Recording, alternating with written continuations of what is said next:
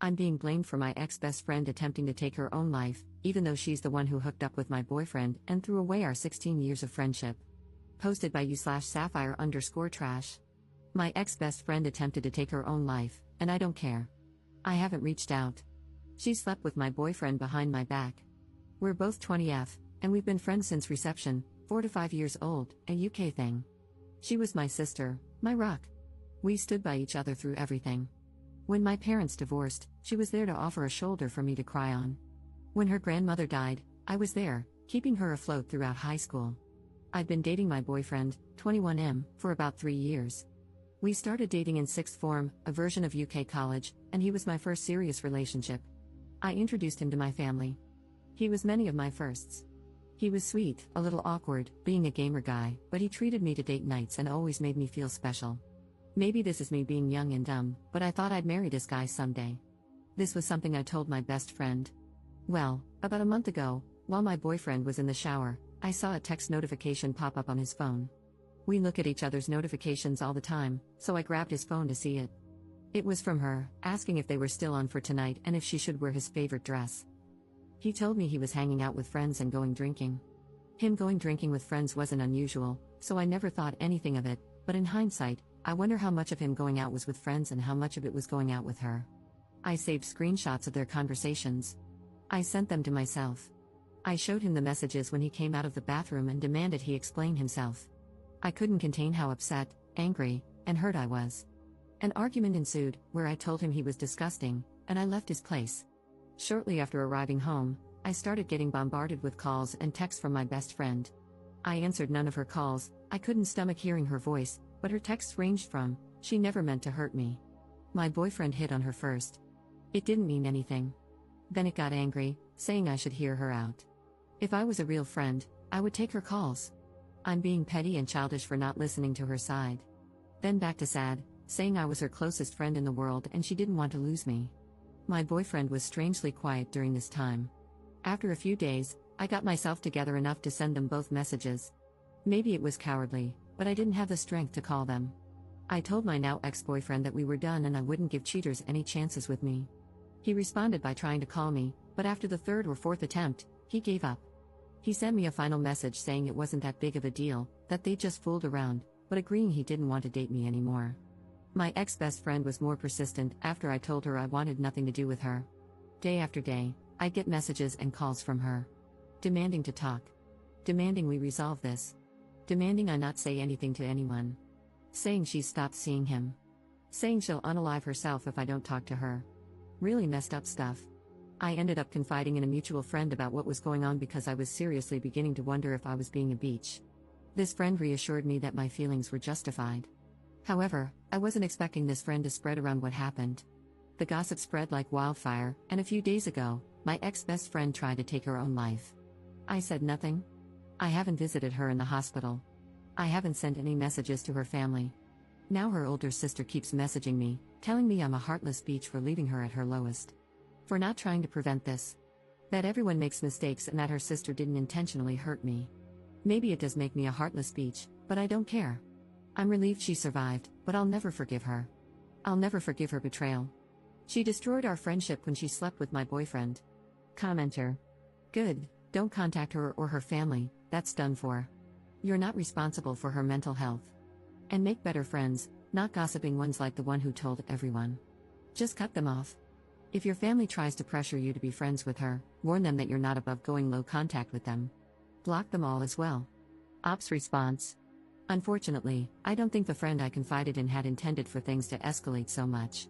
She really helped me understand that I wasn't being a terrible person for not giving my ex-BFF a second chance. She cheered me up and made me feel better, but she ended up telling the rest of our friend group, and after that, it was like Pandora's box had been opened. I've blocked my ex and my ex-BFF. I've also blocked her sister, and it's looking like I'll need to block one of her cousins too. This makes me a little sad because I was always so close with her cousins.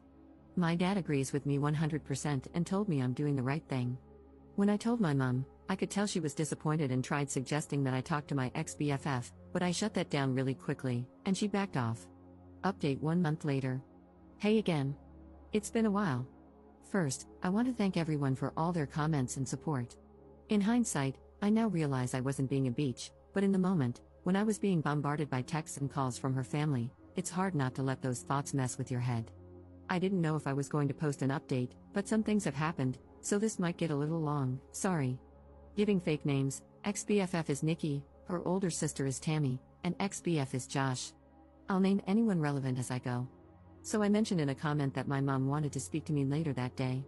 I had a few replies warning me that she would try to pressure me into forgiving Nikki, and they were right.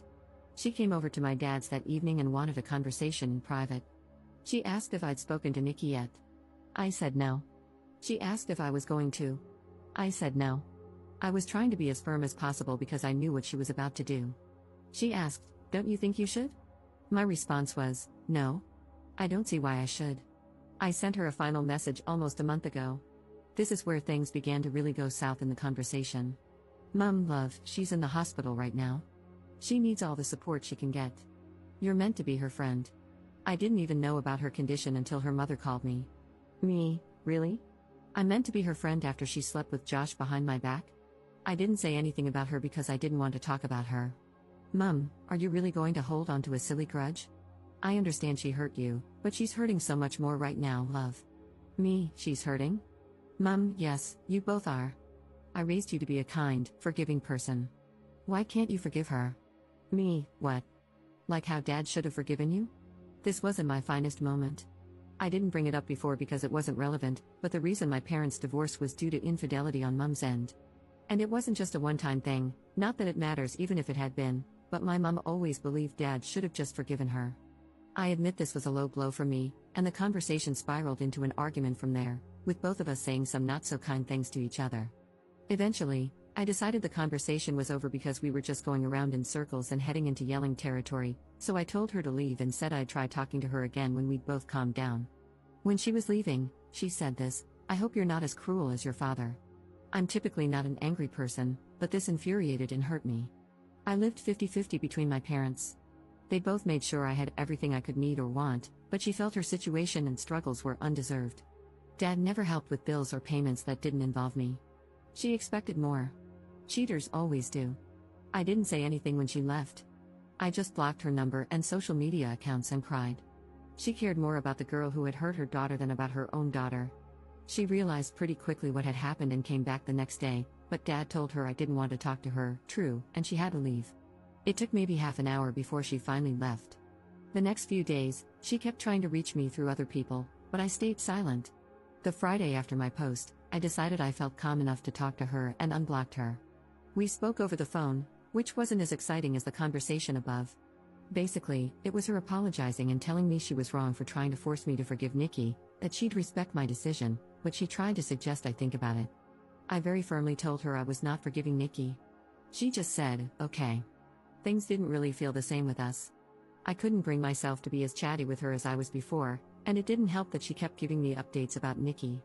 The first time she did it, she told me Nikki had been put on a 72-hour psych hold, assessed, and eventually released. I told her I didn't want any updates on Nikki's situation. I wouldn't stop her from checking in, but I didn't want to be involved. She complained and said she thought I'd want to visit her, but I threatened to block her again if she kept pushing, and she shut up.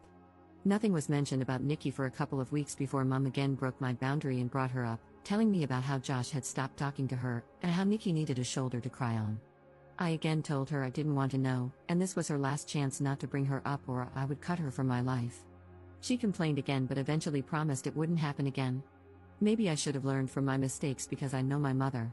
She doesn't take no for an answer. It was really quiet for a while. My friends and I had all basically carried on from what happened, and even though I know a couple of them still occasionally talk to Nikki, they never bring her up around me or tell her, I hope, how I'm doing. I thought I could finally close this chapter of my life, but nope. Today, my mother called me and asked if I wanted to get lunch. I hadn't seen her in a while, so what was the harm? I headed to the Weatherspoons we planned to eat at, and who do I find sitting with my mum?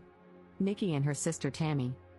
As soon as Nikki sees me, she gets up and tries to hug me, but I just raise a hand and take a step back, and this girl has the audacity to look upset. Mum immediately knows she's effed up because she's scrambling with all the excuses. It hurts to see you two fall apart like this, you were so close. I thought you'd forgive her by now. And my favorite, she made a mistake, she misses you. During this time, Nikki has been quiet, and I can see Tammy glaring at me. I'm just so effing angry and upset. I honestly didn't think Mum would pull something like this. I wanted to leave and cry, but I looked at Nikki and said, for someone who's made a mistake, she sure hasn't apologized for it yet. She had this guilty look on her face and muttered something about me having her blocked and having no way to. I said, "Is that really all you have to say?" And she just looked at me, confused. I was done.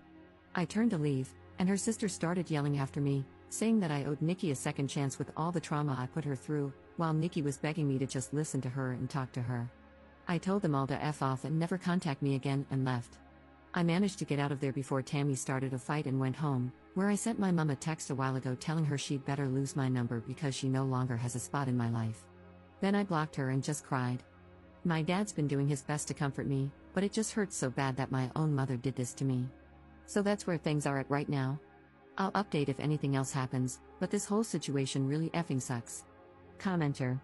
Why were you still in touch with your mother when she cheated on your dad? Ops response. Because she was still my mum. I was a teenager when my parents divorced, and it was my father who encouraged me to maintain a relationship with her. Second update 16 months later. Hey there, everyone. I'm the girl who made the "my ex-best friend attempted to take her life" posts. I didn't think labeling this post like that really fit. I first want to apologize for taking so long to give you an update and to also thank you for your kind words. I haven't been able to reply to many messages, and I've had a lot, but I've taken the time to read through every single one, and I appreciate every single one of you. This Christmas has been amazing. I spent it with my family, with my dad, and I went out on Boxing Day night with my friends to party hard and regretted even harder the following day. I'm in a much better place than I was back in December 2023. That's kind of why I struggled to give you all an update, because around Christmas and New Year's 2023, I was not in a good place. I really needed to focus on myself and work on getting to a better place. As of January 2024, I have been no contact with my mother. Unfortunately, I've seen her since then, and I've done my best to avoid talking to her on the 3 occasions I've had to be in the same place as her. Not out of choice, mind you, but it is what it is. During Christmas 2023, she had expected that I would be spending it with her and her side of the family. Given the events at that time, this was obviously not happening, and my dad told her as much. She lost her mind. She refused to take no for an answer leading up to Christmas, to the point that Dad and I left for my paternal aunt's house on Christmas Eve to spend the night there. According to a neighbor, my birth giver showed up pretty early in the morning to catch us leaving, but was irate to learn we already weren't there. Thankfully, my aunt had moved house quite recently, so my mother didn't know the new address. However, we came home to parcels completely destroyed on our porch the following Boxing Day. There was even a Christmas card labeled for me, but inside was a horrible letter from my mother, describing me as the worst daughter on the planet. That honestly destroyed me, and I spent New Year's a mess. It's difficult cutting off your own mother. I spent half of January 2024 trying to fix things with her, but it came to a head when I realized I was the only one being forced to compromise. I finally cut off contact, and it's been that way since. There's been more between then and now, but I think those are incidents I'll post on my Reddit page or in the comments of this post to prevent it from getting too long. In terms of Nikki, I've heard she's doing better. We've not spoken since my mother's lunch escapade, but she's found a job and, according to a mutual friend, a new circle. Despite everything that she's put me through, I'm happy for her. It's almost 2 a.m. here in the UK, so if I suddenly stop responding to comments, I've fallen asleep.